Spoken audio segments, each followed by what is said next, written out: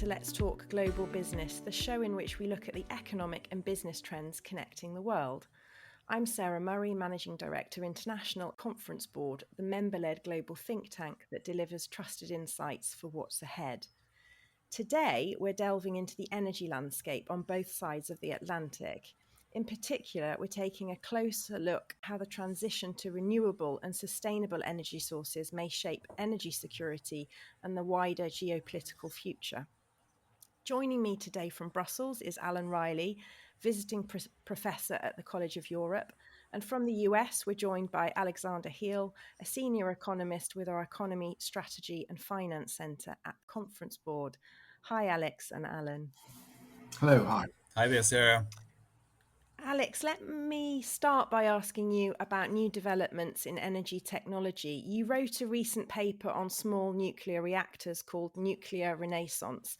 Can you explain what they are and put them into context of wider developments in energy technology?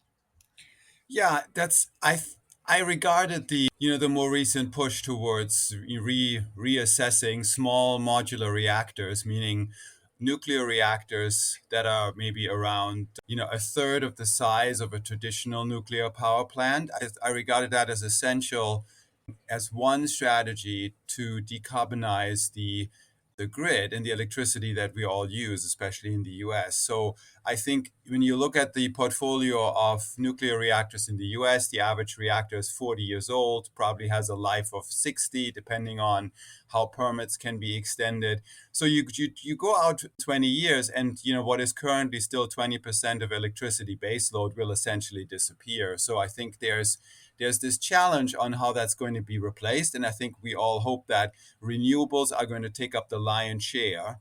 But there is certainly, an increased conversation of replacing some of these aging reactors with smaller ones, small reactors that are more distributed throughout the country potentially. And obviously we can get to all the issues that are associated with that. But one option would be to have smaller units that are efficient, that can be are easier to install, that are not as costly potentially, that have an easier regulatory path. So that's the technology that essentially I looked at. Can I actually come in there? I'd like to come in if I could. I've read the paper and I actually disagree with you. I think there are problems with small modular reactors.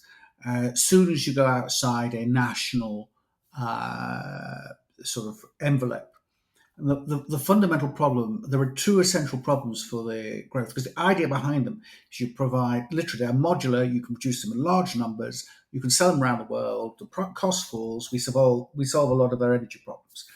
There are two essential problems. The first is proliferation. So can you really have large numbers of fission-based modular reactors, which potentially could be used to produce uranium, which could be deployed in nuclear weapons?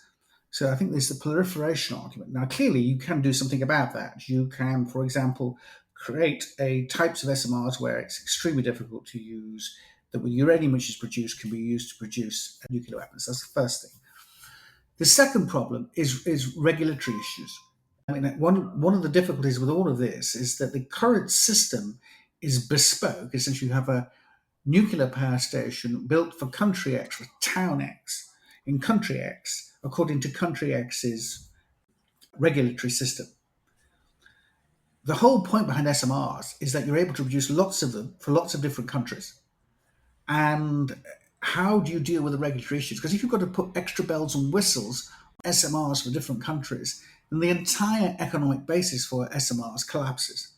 So the proliferation and regulatory issues, I think, are absolutely central. Yeah, no, I think that's a fair point. And I think to the first point on proliferation, I think it's also, it's a question of, waste management. If you have them in not just like in the US and dozens of your locations, where currently without a central repository of nuclear waste product, now all of a sudden you might have them in, I'm making it up, in hundreds of locations. The management of spent nuclear fuels becomes certainly an issue. And that's even true in one large country and not even globally. So yes, I think that's true. I mean, the only reason I'm looking at them is to understand, the issue better, and then also to just assess, what is going to replace baseload power. And I think it's a perfectly fair point that this comes with all kinds of challenges.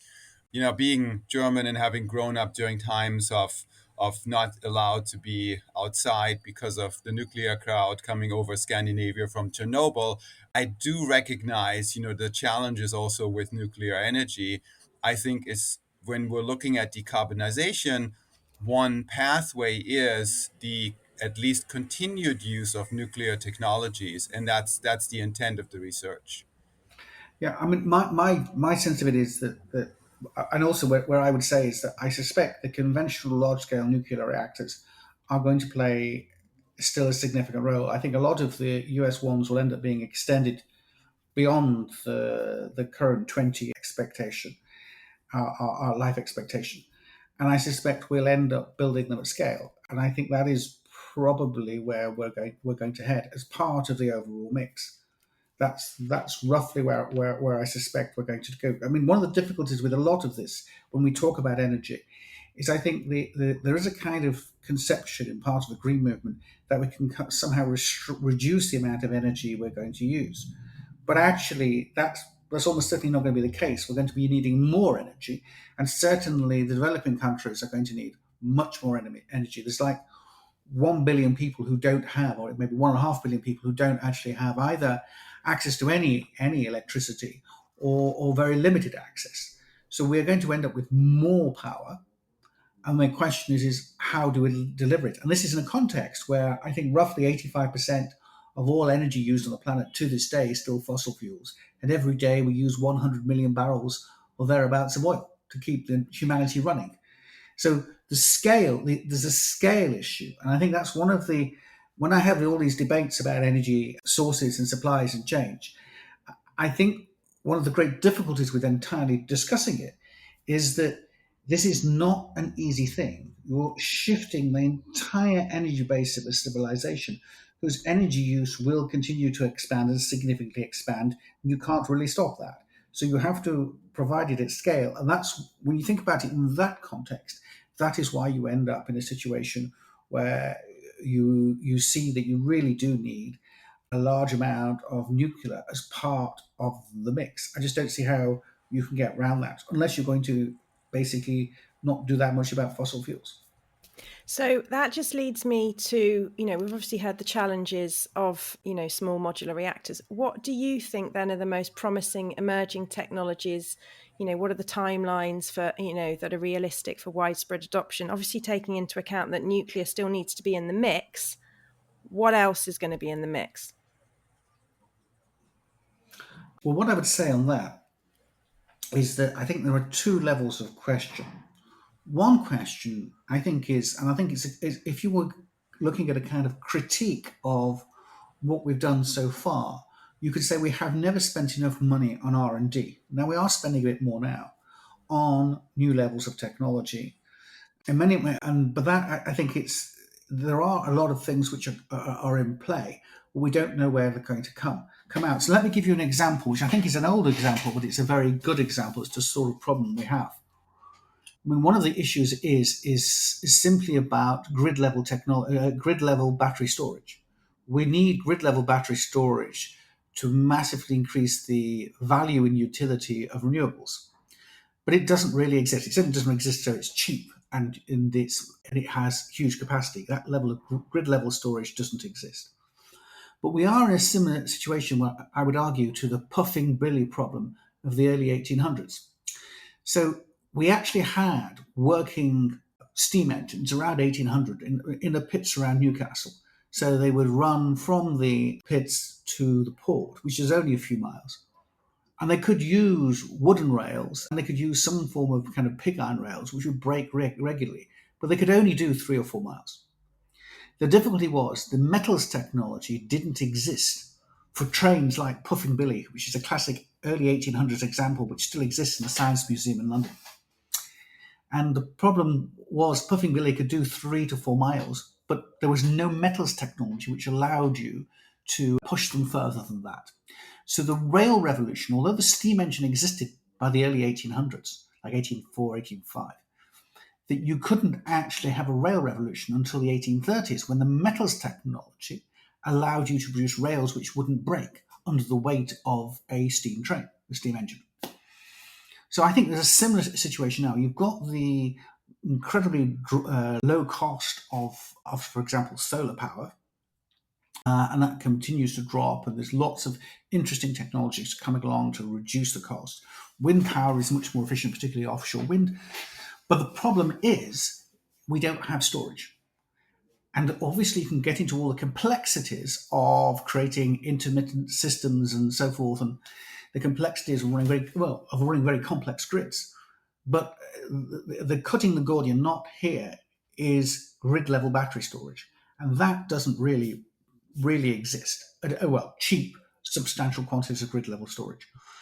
I think that is something which if you ask me what I think is the most significant thing, which would be transformative, I think I think will be the most significant, because if you think about it in terms of solar is now incredibly cheap. If you could add on to that super cheap batteries with super cheap solar, that would change a lot of the economics for access to power in the global south, and a large chunk of the global south.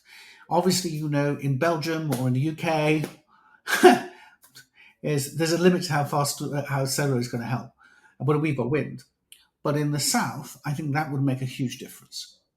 But it is cheap battery storage, which I think is the most significant. If you can get to that, and there's a lot of development happening, but it's a bit like the metals technology of the 1800s. You asked me in 1810 when we were going to get that technology. I think it was around 1825. I'm not sure, but obviously we're moving in that direction. That is the issue. Grid level battery storage, cheap, huge capacity. That is the thing which would really transform renewables. I mean, one of my arguments about it with the UK government, or the potential next UK government, I probably should say, with the UK government, is that if there's an area where you should want to investigate it, it's there. Because the UK, because it has some of the best wind in the world, and this also applies to parts of Northern Europe, is that actually really high quality, high capacity, cheap storage could make a real difference to the cost of energy supply.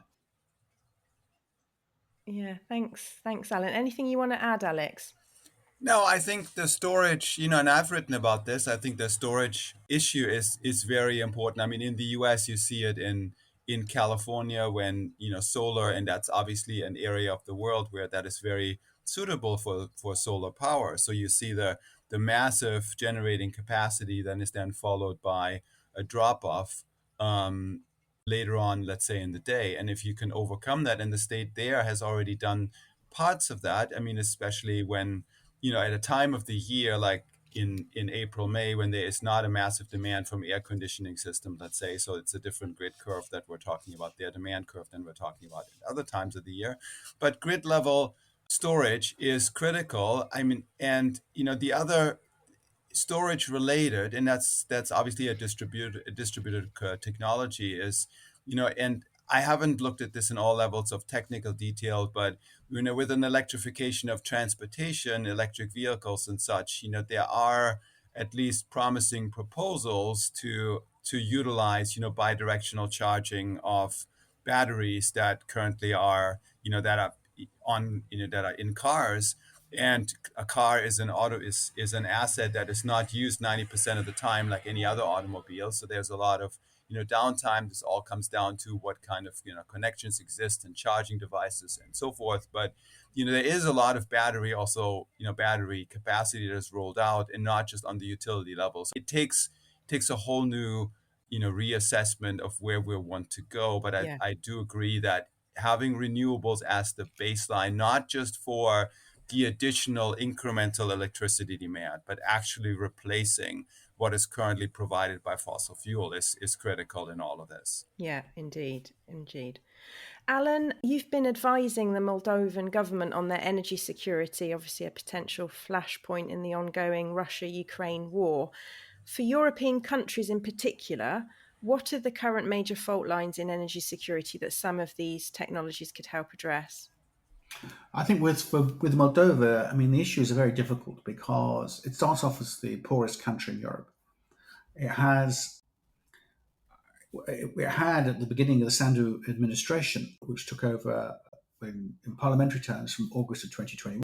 It had it was receiving about 100% of its natural gas from Gazprom, and about 80% of its electricity from gas powered by Gazprom generators controlled by the rebel statelet in Transnistria. So essentially, the Russians had control of all the gas flow and 80% of the electricity.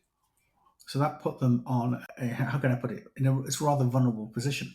But what was interesting was, notwithstanding that, you were able to do a lot of things because there were lots of options, because a lot of the lock-in which existed was not actually physical in terms of was available infrastructure. It was a kind of corrupt lock-in, i.e., before the Sadu administration, a lot of the governments have been quite corrupt and in the pockets of the Russians.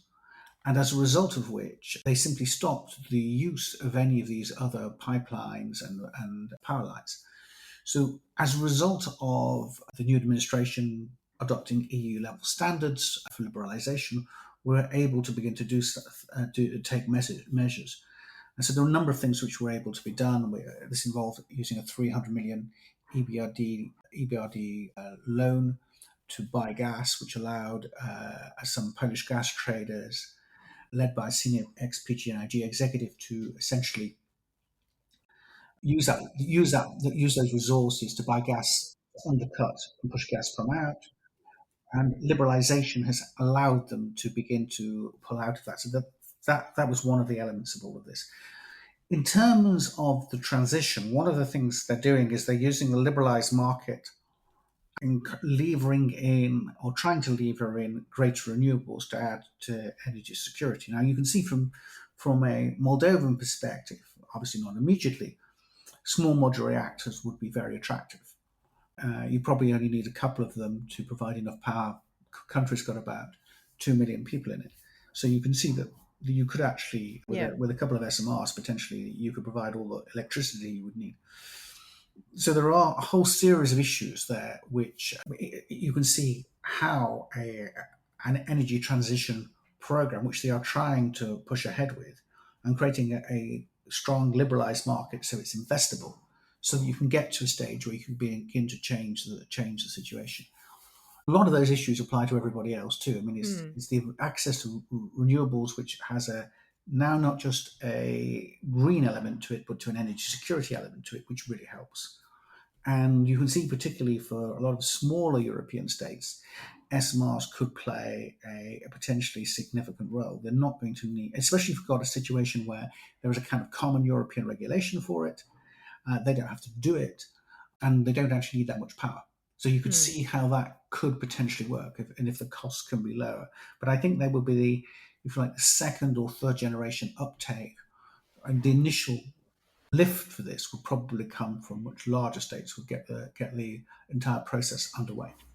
Right. Alex, can you outline the role of government policies in supporting energy security through the sustainable transition? Well, I think that, if we're just looking at how we're going to get to a mostly renewable, energy system, then I think that there are simply, this is the old economic question: what works better, a system of carrots or a system of sticks? And I think that the path, for instance, that's been taken in the US is a system mostly based on subsidy in terms of the Inflation Reduction Act that has been successful, at least in the early, sort of the early years since its passing, of subsidizing renewables, subsidizing the adoption of consumer level renewable technologies like EVs, heat pumps, and so forth. So there's certainly a role of that. There's studies now that suggest that it's not just based on the investment that takes place within the US that we're going to achieve a more renewable electricity grid and usage pattern, but also some of this then spills out of the country. Technology gets adopted because it's been developed here. It's going to spill over to other parts of the world, and I think that's certainly true. having said all this, I think as an economist, I think it makes certainly a lot of sense to disincentivize the use of fossil fuels. I think that this I forget the exact number, a quarter up to a third of total greenhouse gas emissions are now subject to some sort of pricing mechanism, may that be either emissions trading or a direct carbon tax or a combination of the two. So I do think that creating a disincentive is certainly a sensible policy just to internalize the social cost of carbon emissions. I think that sort of runs into the problems that you're imposing a fee or a cost or a tax while at the same time you're still subsidizing fossil fuels. Yes, that there's certainly issues like that. I get that. I think that if we just sort of look at what the different regimes are that are at play here, I think the in providing a price signal and price incentive is certainly helpful. And some countries have done that in addition to subsidies. Even in the US, in the IRA, there's now a methane fee that is being charged above a certain allowance limit. So I think it's hard to see that we're going to get anywhere, fully decarbonizing an electricity, an energy system and a national economy without having a system of both. Examples of countries that have successfully increased their energy independence through new initiatives. Any comments that any of you have on case studies that you think are ones worth exploring more? I actually think I think we can't actually discuss this without actually discussing the obvious, actually, because we actually have an example in front of us of the worst example of trying to do the energy transition and ignore energy security, and that is the energy crisis that Europe had in 2022. And because there, what happened essentially is we closed the coal-fired power stations, we closed a lot of nuclear power stations. The Groningen gas field, which was the huge gas field in the Netherlands, which in 2013 was still producing 50 billion cubic meters of gas a year, that was progressively shut down. And the European response was to simply buy more gas from Russia, happily approve the Nord Stream 1 and Nord Stream 2 pipelines, and make itself ever more dependent. And the consequence of that was that we essentially focused so much on the energy transition without thinking through the energy transition consequences, the energy security consequences, that we created a nightmare scenario for ourselves, which resulted in when the Russians essentially pulled the trap on the gas supply, we ended up paying something like €500 billion in subsidies, acquisition costs for gas at the top of the market. And the gas price reached €300 per megawatt hour in August 2022, when that price for the last decade was between €9 to €29 per megawatt hour. And I think that gives you a sense of failure, of being unable to understand that you have to basically deal at the same time, and it is difficult to enable the transition, but not undermine your energy security. Mm-hmm. I think that is the failure that we found ourselves in 2022. And it wasn't as if there were not people around who were saying that this could be very problematic indeed. And what do you think the role is for business in contributing to energy security, and where can their interests with governments diverge? I think that's very difficult because essentially energy security is ultimately a policy decision of the state, and the state has to essentially set the framework. Government, of course, a credible framework which is investable is workable entirely. If you're told you've got to have extra storage, you've got to have multiple levels of supply from different countries, whatever, and you're given a framework in which you can invest for the long term, then business can assist.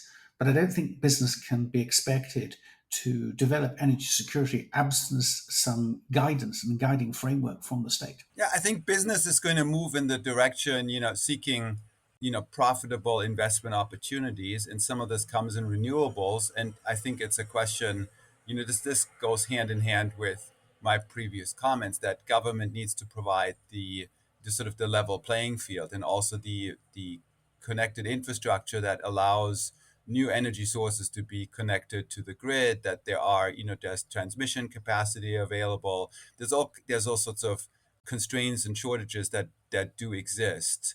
But, as Alan outlined, I think if you just talk about security, I think the European case post Russian invasion of Ukraine is certainly very, instructive in terms of how a diversified, what the benefits are to a diversified and maybe mostly renewable energy base for a lot of countries. Obviously, business do not set policy, but there is a role for them in, again, energy transition, energy security. Just some final thoughts about, what that could look like. Yeah, I think, as a business manager, owner, operator, I think you are sort of operating within this framework of these different policies.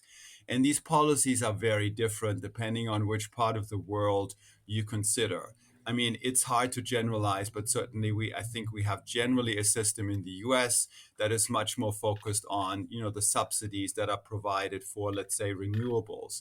You look at the European Union, while subsidies exist, there are certainly it's much more an emphasis on pricing some of the forms of energy and some of the uses that are undesirable from a climate perspective. So I think for especially global businesses, I think it's critical to realize that the pricing of carbon is going to become more and more widespread. So it's currently, a fifth to a quarter of global greenhouse gas emissions that fall within a certain pricing scheme, either a trading scheme or an outright tax. And I think that is going to grow over time. It depends a little bit on certainly, which where the political wind blows. But I think we've seen this percentage rising over time. But and that will continue. So as a business, I think you need to plan for a world in which fossil fuel and carbon emissions are going to become more expensive. And I'm not talking about, the underlying technologies, but simply the fact that governments are going to move more towards disincentivizing the respective uses and the emissions, and rightfully so. I think just from, as an economist, looking at those kind of externalities, pricing those social costs into business decisions makes all the sense and is actually a much cleaner way to address this rather than saying, oh, we're going to pick subsidies for certain types of industries. I think that certainly resonates with me as an economist. And I think businesses just need to realize that's the path that we're on. So we need to plan for it. We need to make that part of the thinking and decision making within large organizations, because ultimately going forward, that is going to be the framework that a lot of these multinational organizations are going to be operating under. Accept that this is the new reality. I think that's the conclusion. Well, that brings us to the end of this episode of Let's Talk Global Business. We'll be back next time with a focus on a new topic. You can find Alex's paper on small modular reactors and listen to the entire catalogue of podcast programming from the Conference Board by visiting our website, conference-board.org. Thank you, Alan and Alex, for sharing your insights with us. Until next time on Let's Talk Global Business.